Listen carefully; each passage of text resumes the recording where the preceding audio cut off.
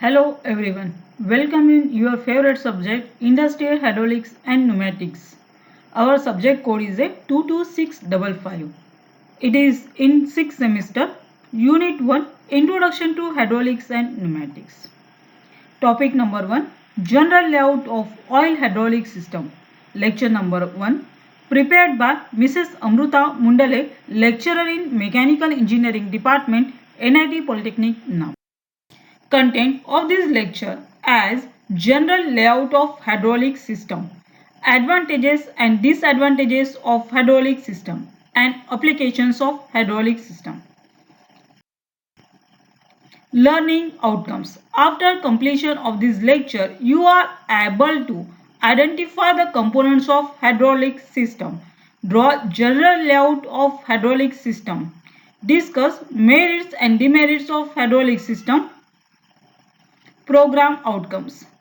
After this lecture, you understand program outcomes by this table. PO1, PO4, PO6, PO7 and PSO3 will be mapped by this lecture. So now discuss about hydraulic system. तो hydraulic system क्या है? तो एक drive technology है जो यहाँ पे लिखा गया है.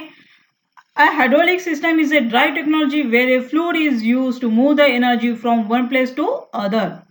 For example, an electric motor to an actuator such as a hydraulic cylinder. तो हाइड्रोलिक सिस्टम एक ड्राइव टेक्नोलॉजी है जिसमें हम फ्लूइड यूज करेंगे. किसके लिए? तो एनर्जी मूव करने के लिए from one element to another. The fluid is a theoretically uncompressible and the fluid path can be flexible in the same way as an electric cable.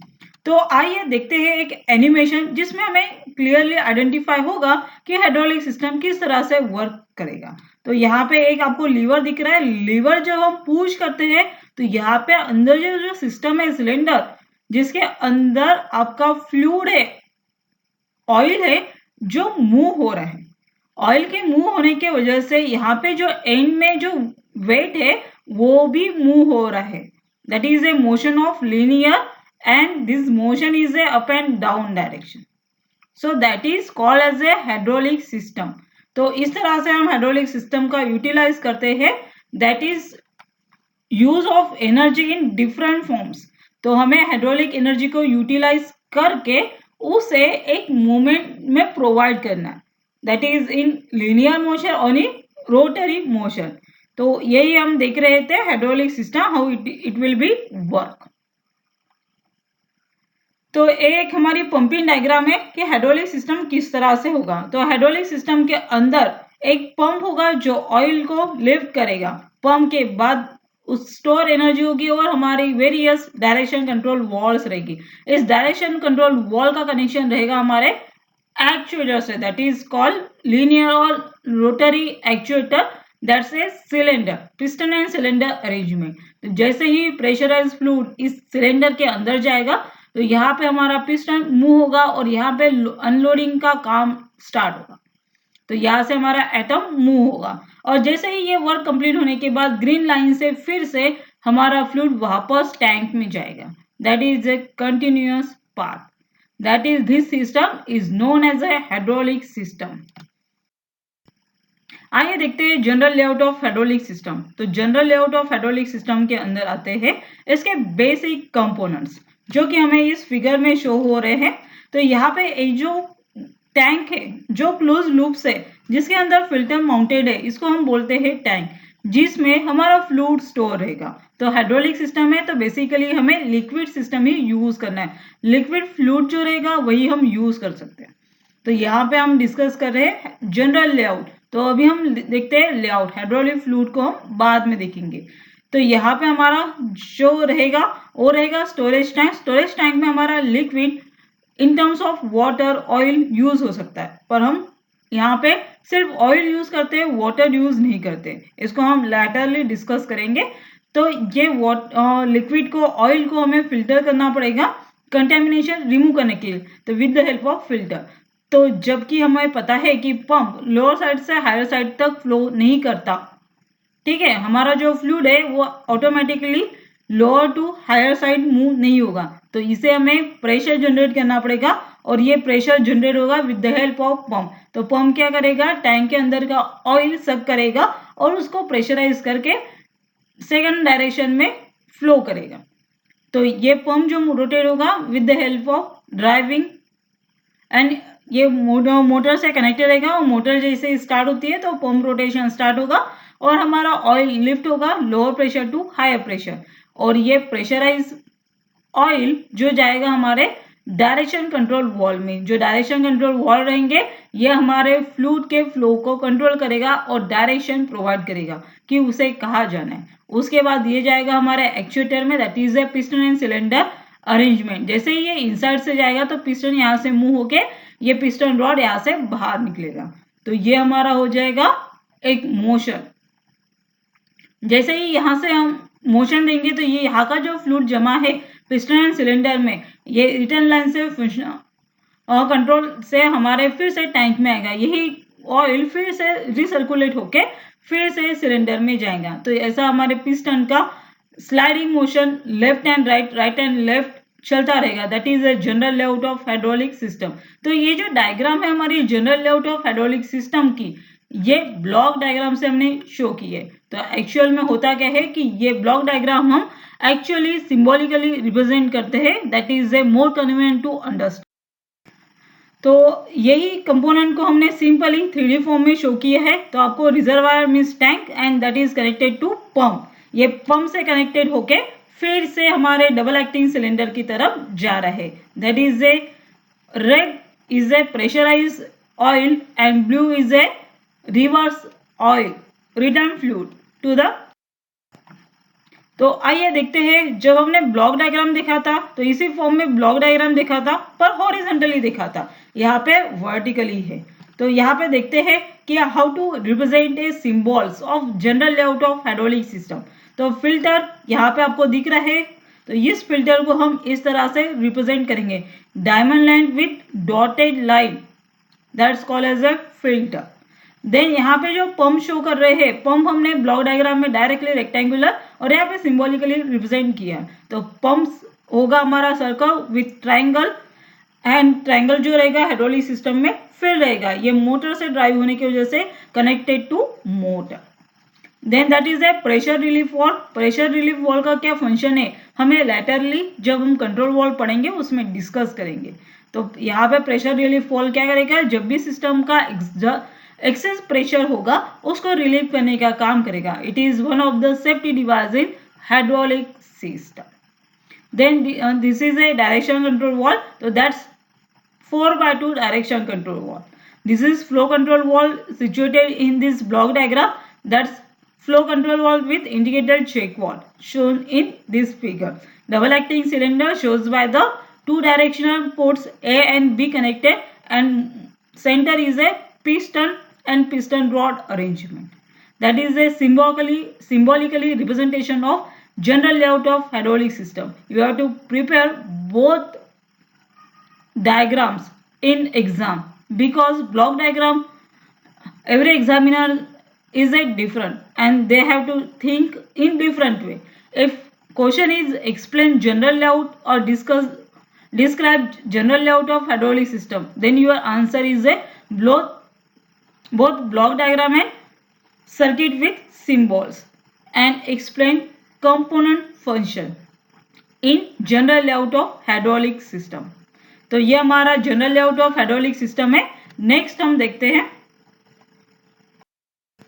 Advantages of hydraulic system. तो हमने ये देखा hydraulic system में fluid का use करेंगे, basically यहाँ पे हम लिक्विड फ्लूइड यूज करेंगे, गैसेस का यूटिलाइज हम हाइड्रोलिक सिस्टम में यूज नहीं करते। तो आइए देखते हैं इसके एडवांटेजेस क्या है। High horse power to weight ratio. तो हाइड्रोलिक सिस्टम का मेन एडवांटेजेस है कि इसका हॉर्स पावर हाई होता है। You could probably hold a 5 HP hydraulic motor in the palm of your hand. Put a 5 HP electric motor might weigh 40 lb or more.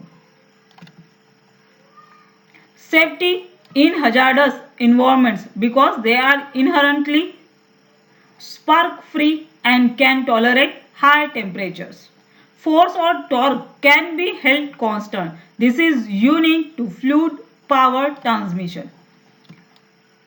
High torque at low speed. It is one of the most important advantages of this hydraulic system as a high torque at low speed. Until electric motor, pneumatic and hydraulic motors can produce high torque while operating at low rotational speed. Some fluid power motors can even maintain torque at zero speed without overheating. Pressurized fluids can be transmitted over long distances and through complex machine configuration with only a small loss in power. Multifunctional control. A single hydraulic pump or air compressor can provide power to many cylinder motors or other actuators. Elimination of complicated mechanical trains of gear, chains, belts, cams and linkages. तो hydraulic system में gear, chain, belts, cams and linkages इन सब का utilise किए बिना ही hydraulic system power को transmit करते हैं. Motion can be almost instantly reverse. तो आइए डिस्कस करते हैं डिसएडवांटेजेस ऑफ हाइड्रोलिक सिस्टम. तो जैसे हमने देखा कि इस हाइड्रोलिक सिस्टम के कुछ एडवांटेजेस है, वैसे ही डिसएडवांटेजेस है. Hydraulic fluids are the main requirement of any hydraulic system. तो हाइड्रोलिक सिस्टम में ऑयल होना एक इसका मेन रिसोर्स है. तो leakages of this fluids will create environmental problems and safety issues. तो लीकेज होना भी जायज है. Contamination present in hydraulic fluids will damage the system performance and productivity. Hence it require continuous filtration. तो इस system के लिए फिल्टर भी यूज करना इम्पोर्टेंट है क्योंकि कंटेमिनेशन प्रॉब्लम हो सकते हैं. Wrong selection of hydraulic fluid for a system will damage the components. अगर आपने गलत हाइड्रोलिक फ्लूइड का यूटिलाइज किया तो यहाँ पे कंपोनेंट को डैमेज भी कर सकते हैं. That is A disadvantages and the main disadvantage है प्रॉपर मेंटेनेंस इज रिक्वायर्ड. तो हाइड्रोलिक सिस्टम के लिए प्रॉपर मेंटेनेंस होना भी बहुत ज़्यादा इम्पोर्टेंट होता है. देखते हैं एप्लीकेशंस ऑफ हाइड्रोलिक सिस्टम. तो हमारा ये हाइड्रोलिक सिस्टम यूज होता है एग्रीकल्चर फील्ड में. तो एग्रीकल्चर फील्ड में हम इसको कहाँ यूज करेंगे? Red arrow bullet image traction is keying on grab harvester. Red arrow bullet image accumulators beet boom bounce. तो ये ग्रैब हार्वेस्टर या बीट बूम बाउंस में यूज होता है हाइड्रोलिक सिस्टम. वैसे ही नेक्स्ट एप्लीकेशन है कंस्ट्रक्शन साइट. तो red arrow bullet image slip form power has all the smarts. तो कंस्ट्रक्शन साइट में जितने भी हमारे स्मार्ट इक्विपमेंट्स होते हैं कंस्ट्रक्शन साइट के, जिसमें हाइड्रोलिक सिस्टम लिफ्टिंग का काम करते हैं. वैसे ही red arrow bullet image hydraulics gives multi articulates excavator wide range of motion. तो multi articulated excavator wide variety में मोशन प्रोवाइड करने के लिए कंस्ट्रक्शन फील्ड में यूज करते हैं. नेक्स्ट है हमारा इंटरटेनमेंट में ही हम हाइड्रोलिक सिस्टम का यूटिलाइज कर सकते हैं, जो कि इलेक्ट्रोहाइड्रोलिक्स runs Gant Elephant. Spider-Man musical release on the power of hydraulics to control the lift stages and platforms. Red arrow bullet image thrills our tops. Next है हमारा मराइन एंड ऑफशोर. तो यहाँ पे हम इसको यूज करेंगे क्रैब बोट कैचेस हज fuel savings के लिए. वैसे ही हम इसको यूज करेंगे wave energy present new challenges. जो मराइन में यूज होती है, क्रिएट होती है वेव एनर्जी, उसको कंट्रोल करने के लिए हम हाइड्रोलिक सिस्टम का यूटिलाइज कर सकते हैं. वैसे ही वेस्ट एंड रिसाइकलिंग के लिए भी हम हाइड्रोलिक सिस्टम का यूटिलाइज कर सकते हैं. जो हमारा है hydraulic make refuse truck quick quiet and efficient. Also red arrow bullet image compact motors keep sweepers simple.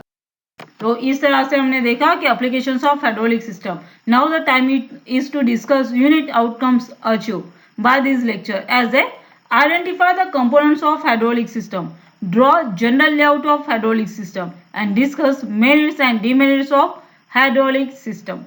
By this lecture, you have to understand general layout of hydraulic system, so you have to able to identify the different components of hydraulic system. Also, you have to able to draw general layout of hydraulic system, and you discuss merits, demerits and applications of hydraulic system. So, summary of today's lecture as general layout of hydraulic system, advantages and disadvantages of hydraulic system and applications of hydraulic system. So, the program outcomes achieved by this lecture as a PO1, PO4, PO6, PO7 and PO3 will map.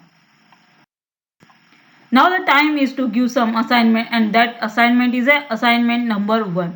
All of you note the questions by this assignment and solve in your copy. So the question is, describe general layout of hydraulic system with neat sketch. State various advantages and disadvantages of hydraulic system. Write applications of hydraulic system. List components with its function used in hydraulic system. So you have to write all questions of this assignment and solve in your class copy of industrial hydraulics and pneumatics. For any query, you have to watch this video again and try to understand the concept of this topic. If any doubts in this lecture, then contact to subject team. Topics for next session as pneumatic system. तो हम next lecture में देखेंगे how the pneumatic system will work. Thank you. Happy learning. Stay online.